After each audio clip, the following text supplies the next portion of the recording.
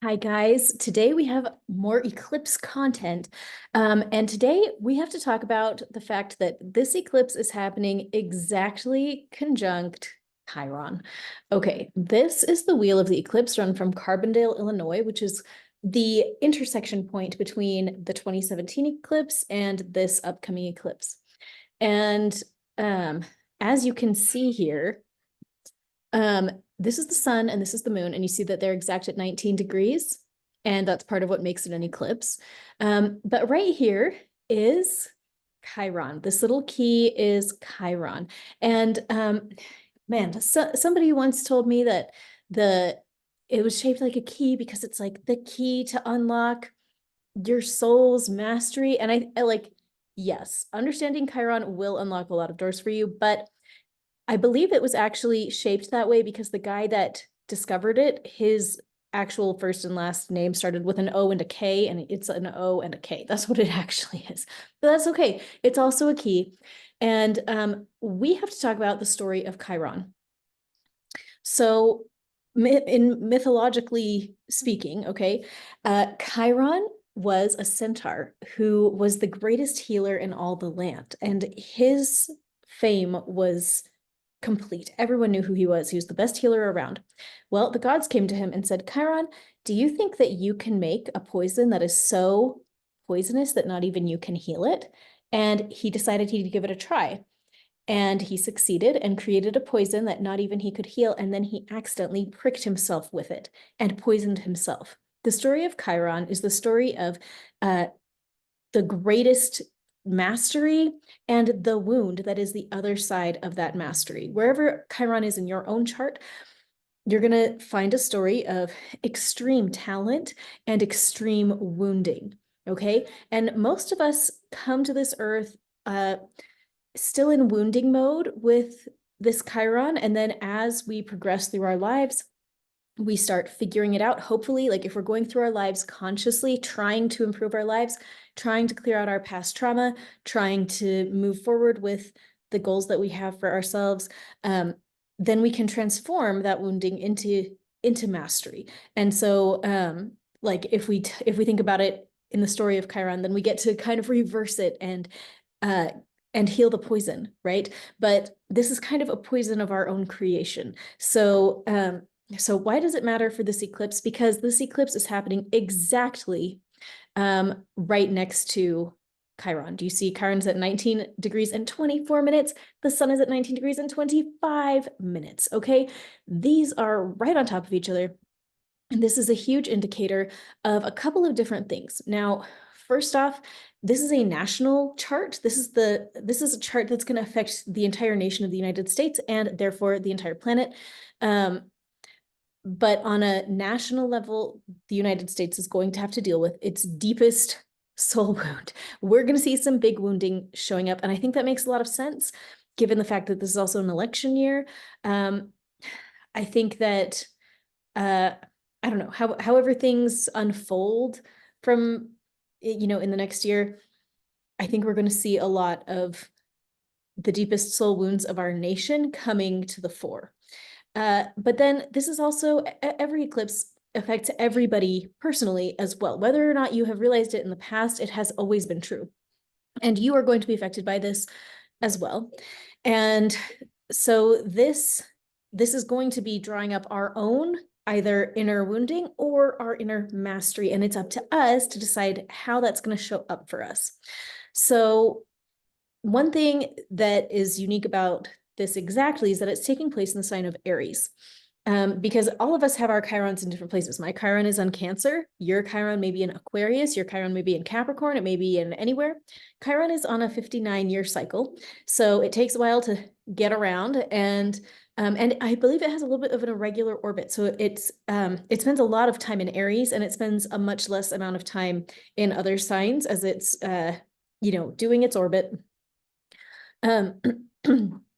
But in Aries, Chiron in Aries is going to have everybody on the whole earth facing their deepest wounds and their deepest mastery with their physical bodies. Aries is the physical body sign. It's the sign of being born and being incarnated in this body of flesh and bone. Okay. It's also the sign of exercising and working out. It's the sign of it's also the sign of conflict. It's the sign of hot-headedness. It's the fire sign of the fire signs. It's the sign that's gonna jump in without thinking because it just feels like it. It's gonna make decisions quick and burn hot, and then leave the ashes to the aftermath. Okay. So what Chiron has been in Aries for a while. I mean, like for like a longish time lately, but and it will stay there for another while. So we've all kind of been dealing with the themes of Chiron and Aries for I think several years actually. But uh as we head into this eclipse, one thing to keep our eye on is what kind of wounds are going to be triggered or what kinds of situations show up that we feel total mastery over, because it's two sides of the same coin. This is going to be a great time to reframe some things in terms of how you handle conflict, how you take care of your physical body, how you get new things started. Those are all Aries themes. And if you personally can make that shift from being wounded in those areas to being a master of those areas, this will be very powerfully positive for you. If you are not ready to kind of ascend and like become more enlightened in terms of how you handle conflict, how you take care of your physical body, this could be less fun for you. So we're all just going to have to see what kinds of themes show up for each of us individually as a result of this eclipse. So every single person has a completely different star chart. Okay, so let me share that screen again. This is the chart of the eclipse, but every single person on the whole world has their own chart. And this chart, your personal chart, you can superimpose it on this chart, or vice versa. We can take your chart and superimpose this chart on top of it. And a competent astrologer could tell you, okay, this is how it's going to affect you personally. For example, if you have a major planet at 19 degrees of Aries, you better believe that whatever that is in your life, if that's Venus, then you're probably going to have a massive reset around money and your relationships. If you have Mercury there, you're probably going to have a massive reset around how you communicate with others, maybe your thought processes. If you have Jupiter there, you might have a big reset around whatever you're expanding in your life, and so on and so forth. And anything that you have in Libra might get triggered. Or you see all these lines in the middle, they all show different geometric relationships between the placements of these different planets and asteroids and mathematical points, and they all interact with your personal points as well. So one little sneak preview is that anything around